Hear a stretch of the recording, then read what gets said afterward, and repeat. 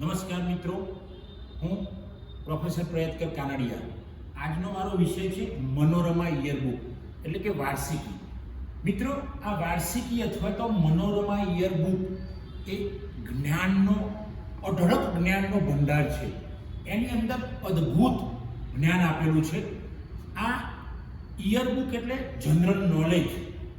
કોઈ પણ બનાવની ઘટના, વર્ષ દરમિયાન બનેલી ઘટનાઓ, અદ્યતન ઘટનાઓ, વર્ષ દરમિયાન થયેલા સંશોધન, સંશોધન, એ સિવાય અકસ્માતો થયા હોય, વૈજ્ઞાનિક શોધો થઈ હોય, ફિલ્મના સંદર્ભમાં કંઈક માહિતી હોય, નાટ્યના સંદર્ભમાં, ડ્રામાના સંદર્ભમાં કંઈક માહિતી હોય, આવી સમગ્ર માહિતી આ વાર્ષિકી પૂરું પાડે છે. દર વર્ષે આ ગ્રંથ બહાર પડે છે અને એટલે તો એને વાર્ષિકી કહેવામાં આવે છે. મનોરમામાં સૌપ્રથમ ભારતની માહિતી પહેલા આપવામાં આવી છે, કારણ કે એનું પ્રકાશન પણ એવું છે. તો મિત્રો, મનોરમા યરબુક એટલે સામાન્ય જ્ઞાન માટે ખૂબ જ અગત્યનો સ્ત્રોત છે.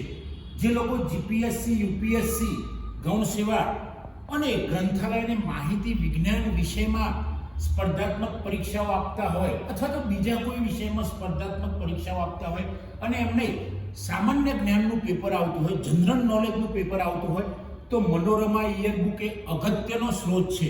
તો મનોરમા યરબુકને જોવાનું મિત્રો ભૂલતા નહીં, કારણ કે આ યરબુક જે છે એની અંદર વર્ષ દરમિયાન બનેલી તમામ ઘટનાઓ, વિશ્વની માહિતી પણ એની અંદર આપવામાં આવેલી છે કે વિશ્વની અંદર જુદી જુદી ઘટનાઓ બની હોય. ધારો કે વિશ્વની અંદર કોઈ બે દેશો વચ્ચે સંધિ થઈ હોય, કંઈક તકલીફ થઈ હોય, યુદ્ધ થયું હોય, કોઈ એટેક થયો હોય, બોમ્બ બ્લાસ્ટ થયો હોય કોઈ જગ્યાએ, તો એવી માહિતી પણ એની અંદર આપવામાં આવેલી છે. કોઈ બે દેશો વચ્ચેનું સંધિ અથવા તો કોઈ બે દેશો વચ્ચે કંઈક અણબનાવ થયો હોય તો એની પણ માહિતી, અઢળક માહિતી, હું અહીંયા જે કહીશ એના કરતાં અઢળક પ્રમાણમાં માહિતી મનોરમા યરબુકમાં છે. પણ મનોરમા યરબુક એની અંદર તમે જોશો તો, ધારો કે તમે જોશો તો ભાઈ ઝંડાના 3 રંગ, વચ્ચે અશોક ચક્ર, તો આની પણ માહિતી આપેલી છે. પાર્લામેન્ટ વિશેની માહિતી, વિધાનસભા વિશેની માહિતી, એના કેટલા સભ્યો છે એના વિશેની માહિતી, આર્મી વિશેની, તમે જે વિચારશો, ધારો કે ડોક્ટર્સના સંદર્ભમાં, મેડિકલ સાયન્સના સંદર્ભમાં કંઈ હોય તો એના વિશેની માહિતી. એ સિવાય તમે જોશો તો ભૂગોળ વિષય, ઇતિહાસ વિષય, એ સિવાય તમે કલાના ક્ષેત્રમાં જશો તો કલાના ક્ષેત્રમાં પણ વર્ષ દરમિયાન બનેલી ઘટનાઓ, આવી તમામ પ્રકારની માહિતી મનોરમા યરબુક પૂરી પાડે છે.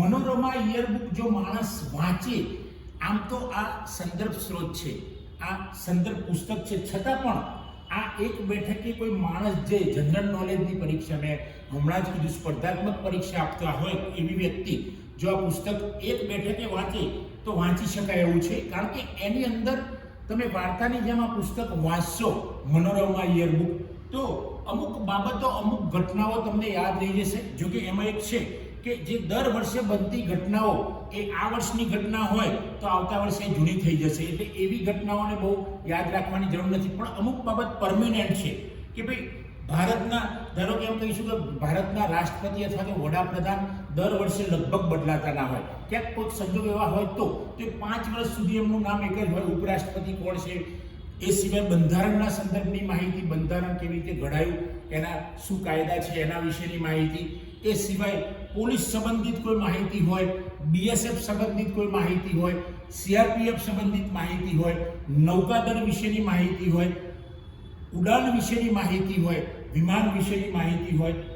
અરે એના સિવાય પણ આપણે વાત કરીશું કે સમુદ્રની અંદર કોઈ તોફાન આવી હોય, ધારો કે આપણે ઘણા વખતે સમુદ્રની અંદર ભૂકંપ થાય છે અને ભૂકંપ પછી બહુ મોટી હોનારત થાય છે, તો એના વિશેની માહિતી પણ હોય છે. કંઈક કોઈક જગ્યાએ જ્વાળામુખી ફાટે હોય વર્ષ દરમિયાન તો એના વિશેની માહિતી હોય છે. કોઈક જગ્યાએ બરફ વધુ પડ્યો હોય તો એના વિશેની પણ માહિતી હોય છે. એ સિવાય જનરલ નોલેજમાં, જેવી રીતે જનરલ નોલેજના પુસ્તકો, રેફરન્સ સોર્સ આવતા હોય છે, એની માહિતી સ્થિર તો ખરી કે ભાઈ એ વર્ષ દરમિયાન બદલાતી નથી, ક્યારેક જ એવી માહિતી બદલાય, તો આવી માહિતીનો પણ સમાવેશ કરવામાં આવે છે. એ સિવાય છેલ્લે આપણે વાત કરીશું મનોરમા યરબુકમાં, તો દુનિયાની તમામ પ્રકારની માહિતી, જેટલો સમાવેશ કરવામાં આવી શકાય એટલો પ્રયત્ન મનોરમા યરબુકમાં કરવામાં આવે છે. મિત્રો, આ મનોરમા યરબુક એ ખરેખર ખૂબ સરસ સામાન્ય જ્ઞાનનો એક અદ્ભુત કોષ છે. આ કોષને તમે ઉપયોગ કરી શકો અને જો એમાં વધારાની માહિતી જોઈતી હોય તમારે તો દર વર્ષે એની પુરવણી એટલે બીજો એક સ્ત્રોત બહાર પડતો હોય છે. તો ગયા વર્ષની બનેલી ઘટનાઓ એ જો આવતા વર્ષે કામની ના હોય તો વાંધો નહીં, પણ આ વર્ષે બહાર નવો પડતો હોય, નવી આવૃત્તિ, નવી એડિશન પડતી હોય તો એ એડિશનમાંથી આપણે એ માહિતી મેળવી શકીએ છીએ. તો અઢળક વિષયોને લઈને મનોરમા યરબુક આવે છે. આવા અઢળક વિષયોનો આ ગ્રંથ વિદ્યાર્થીઓ માટે ખૂબ ઉપયોગી છે, યુવાનો માટે ખૂબ ઉપયોગી છે. જે વિદ્યાર્થીઓ સ્પર્ધાત્મક પરીક્ષા આપી રહ્યા હોય એમને તો ખૂબ જ ઉપયોગી છે. એનો મતલબ એવો નથી કે જે સ્પર્ધાત્મક પરીક્ષાઓ આપતા હોય એ જ વાંચે. એના સિવાય કોઈ પણ માણસ અથવા તો કોઈ વિદ્યાર્થી માસ્ટર ડિગ્રી કરતો હોય, બેચલર ડિગ્રી કરતો હોય તો એના માટે પણ આ ખૂબ જરૂરી છે. કારણ કે આ સ્ત્રોત ઘરે બેઠા બેઠા આપણને વિશ્વનું ભ્રમણ કરાવી દે છે. તો મિત્રો, આપ સૌ કોઈ પણ લાઇબ્રેરીમાં જશો, ગુજરાત વિદ્યાપીઠની લાઇબ્રેરીમાં તો મનોરમા યરબુક છે જ, એ સિવાય પબ્લિક લાઇબ્રેરી, ઘણી એકેડેમિક લાઇબ્રેરીમાં પણ હશે. અને આ સ્ત્રોત જુઓ અને એમાંથી તમારા જ્ઞાનનો વિકાસ કરો, તમારું જ્ઞાન વધારો. માહિતી એ પાવર છે, જ્ઞાન એ પણ પાવર છે. તો માહિતી અને જ્ઞાન વધારો અને માહિતી મેળવીને જ્ઞાનવાન બનો તમે. તો મિત્રો, આપ સૌને જો આ મારો વિડીયો પસંદ આવ્યો હોય તો એને લાઈક કરો, શેર કરો, કોમેન્ટ કરો અને જો મારી ચેનલ સબસ્ક્રાઇબ ન કરી હોય તો સબસ્ક્રાઇબ કરો. થેન્ક યુ દોસ્તો. જય હિન્દ, જય ભારત.